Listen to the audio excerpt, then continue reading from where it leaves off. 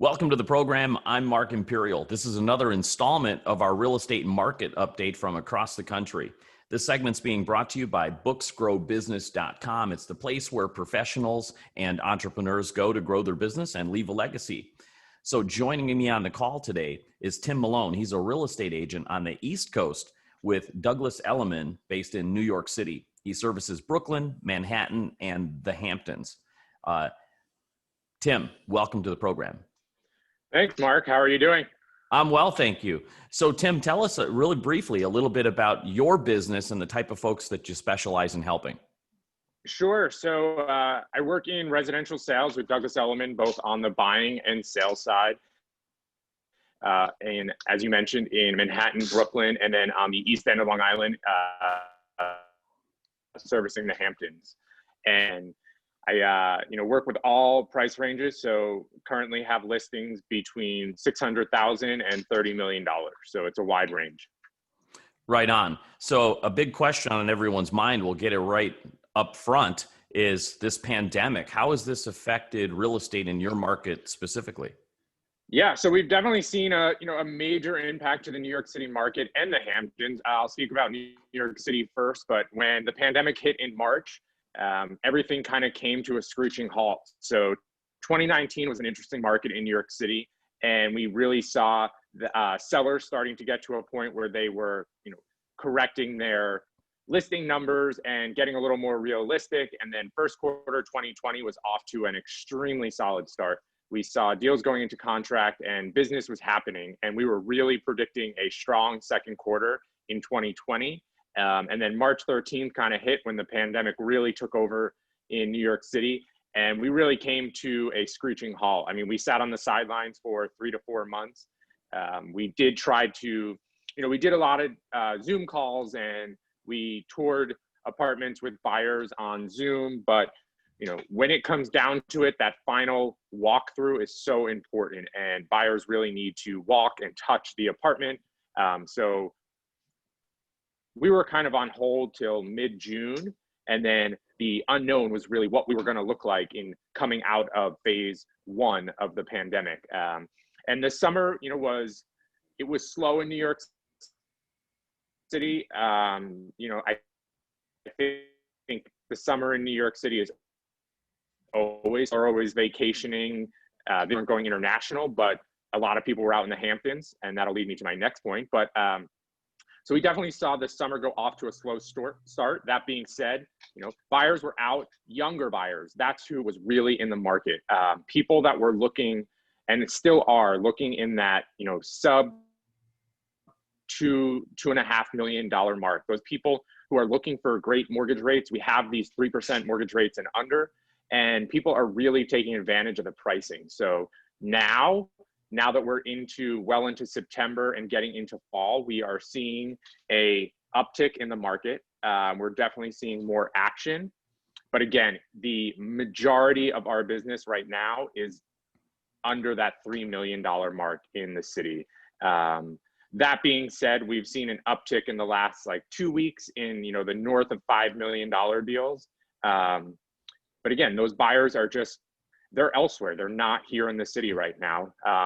So I don't know if it really speaks to what the market is in New York City. I just think people are not here buying real estate at the $10 million mark. But again, we are seeing transactions in that $1 to $2 to $3 million mark in the city. So when the phone started ringing, when the phone started ringing for you again, what's different about the calls? Are the priorities different? Or are these people, were they just sitting on the sidelines and said, hey, I'm not waiting anymore? What were those conversations like now? Yeah, I think the buyer really realized that, we're starting to get that perfect storm, and the opportunity in the city is pretty great right now. So again, mortgage rates are low, pricing is down. And of course, if you up New York City and they want out, you're going to get a great negotiation.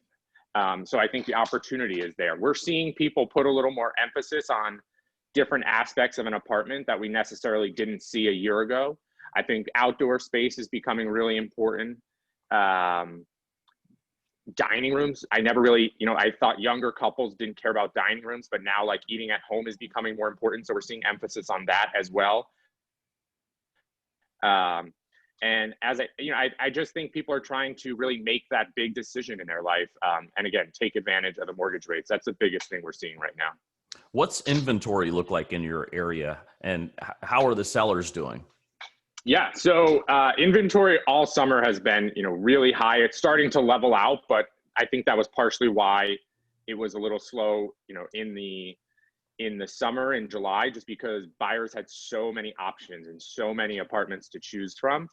Those numbers are starting to level out, like slowly. We're starting to see inventory levels go down.